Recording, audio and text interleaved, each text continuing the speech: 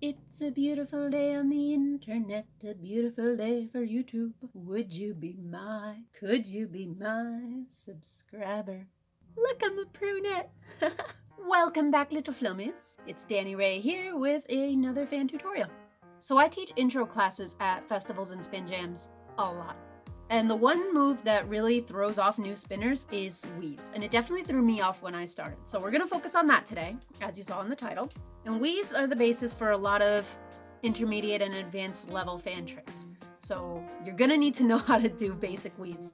I'm gonna try to explain it a couple different ways because some students understand when I explain it this way, some understand it better when I get it this way, and then some don't get it until I explain it that way. So I'm gonna try not to make it too confusing, but I want as many people as possible to be able to do their weaves. So let's get started. Sorry for my hoodie, it is cold, and this is the warmest I have. So a standard 2-beat weave looks like this. And the reason it's called a 2-beat weave is because every time the fan scoops down, it's a beat. So when you look at it, 1, 2, 1, 2, 1, 2, 1, 2. So it's 2 beats on each side.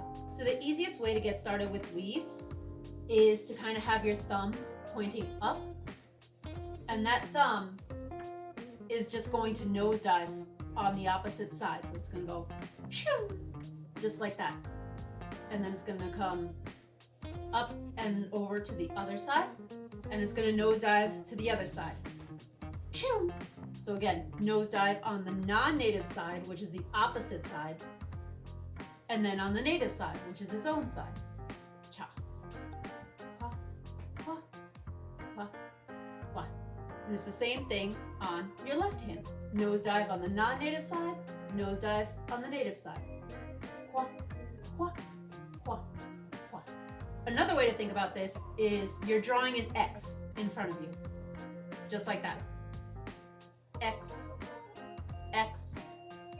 X. Same with the left. X, X, X. Now, quick troubleshooting tip to remember is when you're doing this, you want the fan to be in the wheel plane. So if you don't understand the wheel plane, basically imagine you're a car or you're driving a car. Where are the wheels? Right here next to you. These are the wheels. So you want to keep your fan flat in the wheel plane the entire time. Scoop, scoop, scoop. Now I see a lot of new spinners who want to have this closed grip, but ideally you want to have a nice loose grip on your fans. That'll make the motion a lot more fluid. If you have a closed grip, it ends up looking a lot more, you see how awkward that is? You know, they got this odd angle that hurts a little bit, and it's just not as pretty. When you keep the loose grip, it's got a nice fluid motion to it, and I can keep going. Do this all day. So keep it nice and loose on both hands, and just practice that on each side. Once you're comfortable with that, you're going to want to put them together. Now I've seen a couple different methods for this. I see a couple people start by doing these at the same time, like this. So they have both fans moving at the same time. And then they just kind of slowly split it up. I see a couple people who kind of end up doing like a crosser weave, which is like this. And it is still the same basic motion. So they start with this, and then they eventually kind of split it up. The way I learned was just to use the rhythm. I know that each fan is doing 1 beat on each side. So 1, 1, 1, 1. And then the other fan is 2, 2, 2, 2, 2. So what I would do is I would just throw it in with the rhythm. 1, 1, 1, 1, 1, 2, 1, 2, 1, 2, 1, 2. And eventually I would speed it up. Ta-da! So once you get comfortable with this motion, now you're gonna wanna do it in reverse. So reverse just means pinky leading. your pinky is doing the nose diving. Nose dive, and then to the opposite side, nose dive, nose dive. Pinky first on both hands.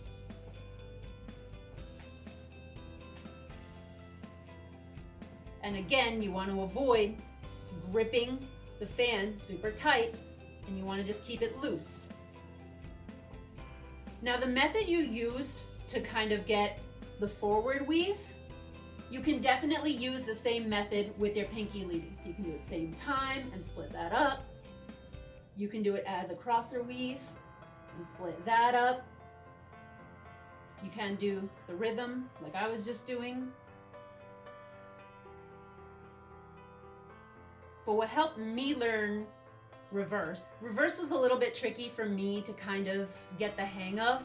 I wasn't able, I don't know if you noticed how wonky it was, I wasn't quite able to kind of throw it into the rhythm like I was with the forward weave. So what I did, and this might help you too, was I would go into the forward weave, right? Get nice and comf, get really used to that. And then right in the middle, as the fans are in front of me, stop and just switch the directions. That was the easiest way for me to learn. So again, forward, you can kind of see the path that they're taking. Try to keep that path in your mind. And then freeze, and then go right in the other direction, keeping that same path. So a good way to think about it, if you're getting confused, is to think about your hands. They can be up here or down against your legs. Either way, your thumb is facing in front of you, which is why the thumb leading is forward. Because if you were to throw the fan forward with your thumb leading, it would go forward. It would go in front of you. If you were to throw your fan with the pinky leading,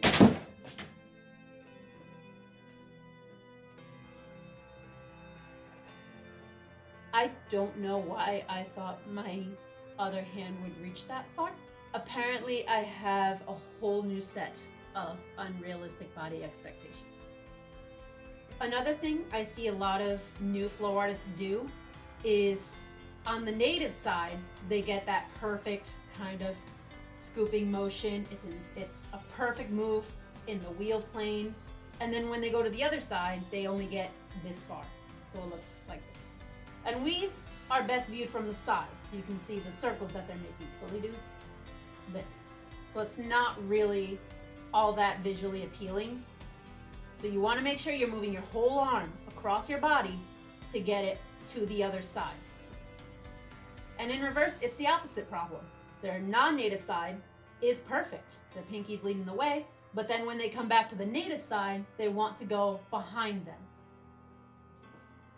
So again, pretty and way back here. Pretty and way back here. So you don't want to strain your arms to do this trick. So some helpful practice to keep that wheel plane is really just a practice against a wall. Me, in my case, I have a glass dragon tank. I don't want to hit that. So I'm keeping that flat wheel plane to keep it away from the glass. This should go without saying, but I'm gonna say it anyway. If you are a new flow artist, do not practice against glass. So yeah, that be the weaves. That did not work out. Okay, was this video helpful? Were you able to master your weaves? And let me know in the comments, what's been the most difficult trick for you to learn as a beginner? For me, it was anti-spins. Like this video if you learned something. Don't forget to subscribe while you're down there. Check out my Instagram page. And yeah, I hope you all have a wonderful flow journey. And I will see you in the next video.